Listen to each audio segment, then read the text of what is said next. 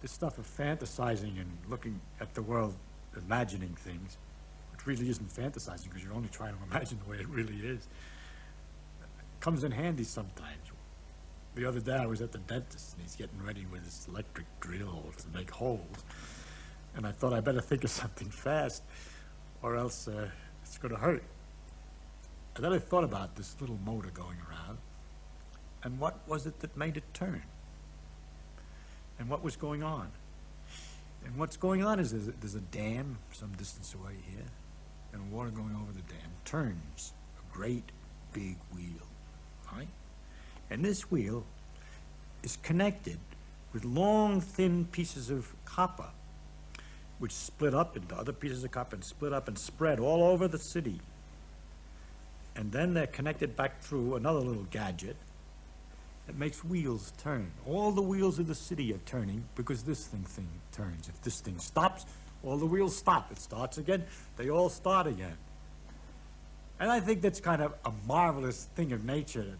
It's extremely curious. That phenomenon I like to think about a lot because all it is copper and iron. See, sometimes we think it's a man-made generator, it's very complicated, the phenomenon is a result of some special something that we made.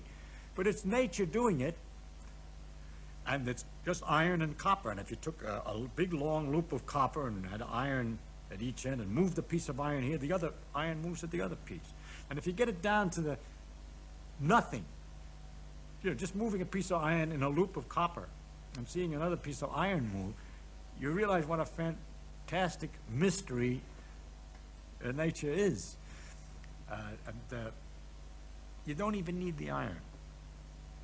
You could, if you at least get this pump primed and started, by jiggling copper strands around fast enough, knotting them and unknotting them and so forth, you can get other copper strands to move at the other end of a long connection. And what is it? It's only copper and motion. And we're so used to circumstances in which these electrical phenomena are all canceled out. Everything's sort of neutral. Pushing and pulling is really very dull. But nature has these wonderful things, magnetic forces and electrical forces. You comb your hair with your comb and you get some strange condition. So you put it in front of a piece of paper and it lifts up the paper, or the paper jiggles at a distance far away. And that's, in fact, turns out that is the thing that's more deeper inside of everything than the things we're used to. We're used to forces that only act directly, right? You push with your finger, it only acts directly. But then you have to imagine what it is that's pushing with the finger. Here's this little finger's made out of little balls and atoms. And it's got another bunch of atoms that I'm pushing. And there's a little space between those atoms. And this pushing is going through that space. And the only thing that happens with the comb and the paper is that circumstances have arisen which make it possible to see that these forces go through a bigger distance than just the short distance between the atoms. What it is we have charges like electrons that are both the same. They repel each other with a force. They're little tiny particles. They're a piece of the atom, and they repel each other with a force which is enormous. It's inversely as the square of the distance, just like gravity is inversely as the square of the distance, but gravity is attractive, and this is repulsive. And for two electrons, the gravity is so weak compared to the electricity. Electricity is so much more enormous than the gravity. I can't express it because I don't know the name of the number. It's 1 with 38 or 40 zeros after the 1. Bigger is electricity. It's so enormous that if I were all electrons, well, the numbers are too big. So if there's also, however, for electrical things, other kind of charge, positive charges. An example of protons are positive. They're inside the nucleus of the atom, and they attract electrons. Opposite charges attract, and like charges repel. So you have to imagine enormous forces where likes are trying to get away from likes, and unlikes are trying to get near the opposite. What would happen if you had a lot of them? There'd be, all the likes would collect with unlikes. They attract each other. And they'd get an intimate mixture of pluses and minuses all on top of each other, very close together. You wouldn't have a lot of pluses anywhere because they repel each other. They'll all be compensated by minuses very close. And you get these little knots of plus and minus. The reason that the knots don't get smaller and smaller is because they are particles, and there's quantum mechanical effects that we won't discuss that makes it that you can't get any smaller than a certain size. And so you get these little lumps, which are balls. They're the atoms. The atoms have positive and negative charge, and they're neutralized. They cancel their charge as nearly as they can. And because of this force is so big, it ends up nowhere, with very little left. Because it's so big, it cancels out. There's always so exactly the same pluses and minuses in any normal material. When you comb your hair, it rubs just a little bit extra, or just a few extra minuses, say, here, and somewhere else a few extra pluses. But the forces are so big, there's just the extra ones, which make a force that we can see that seems to be at a long range. And that we find mysterious, and that we need an explanation for.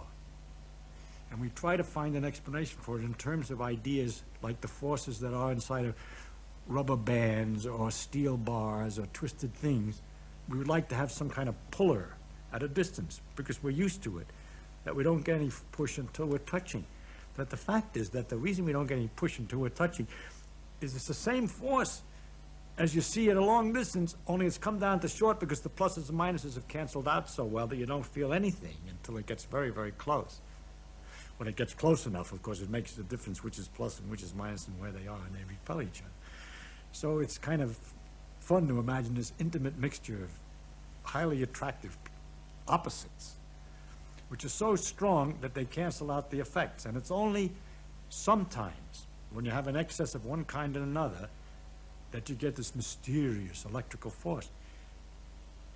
And how can I explain a mysterious electrical force in any other way? Why should I try to explain it in terms of of something like jelly or other things which are made, and I understand the other way around in terms of strong long-distance forces which have all canceled out.